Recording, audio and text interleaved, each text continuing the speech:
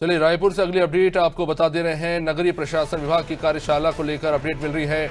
अरुण साव से इंदौर के अनुभव साझा करेंगे मेयर आयुक्त। 5 दिन के अध्ययन प्रवास पर इंदौर गए थे मेयर आयुक्त और शहर को स्वच्छ और सुंदर बनाने को लेकर एक तरह का मंथन होगा। नवा रायपुर के न्यू सर्किट हाउस में ये कार्यशाला आयोजित होने जा रही है।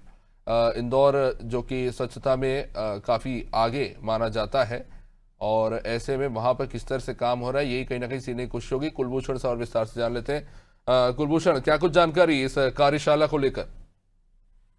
बिल्कुल 20 से 24 जून तक जो है इंदौर प्रवास पर यहाँ पर सभी मेयर जो थे वो मेयर जो आयुक्त दोनों ही वहां पर सभी मेयर 20 से 24 जून तक वहां पर प्रवास पर थे। इंदौर के वहां पर दौरे पर थे। इंदौर के दौरान किन किन चीजों पर वहां पर वो उन्होंने देखा, किस तरह से स्वच्छता, साफ सफाई, ट्रैफिक व्यवस्था, तमाम अलग अलग विषयों पर वहां पर उन्होंने चर्चा की। वहां के जो लोकल मिनिस्टर्स हैं, जो लोकल अधिकारी है, वहां की जो म्यूनिसिपैलिटी की जो अधिकारी है, उन सभी से उन्होंने चर्चा की और वहां पर किस तरह से कार्य होता है, आखिर कैसे इंदौर हमेशा जो है वो स्वच्छता के मामले में इतना आगे रहता है, वहां की जनता को किस तरह से वो बनाते हैं, किस तरह से जनता उनका साथ देती है, ड्रेनेज सिस्टम किस तरह से काम करता है, जलभराव की स्थिति को किस तरह से कंट्रोल किया जाता है, ट्रैफिक व्यवस्था को कैसे कंट्रोल किया जाता है, सड़कों की साफ सफाई से लेकर तमाम ऐसे विषय हैं जिन पर उनका एक दौरा रहा था। अब उसी दौरे की जो चर्चा है वो नगरीय प्रशासन विभाग के द्वारा यहाँ पर एक बैठक होगी।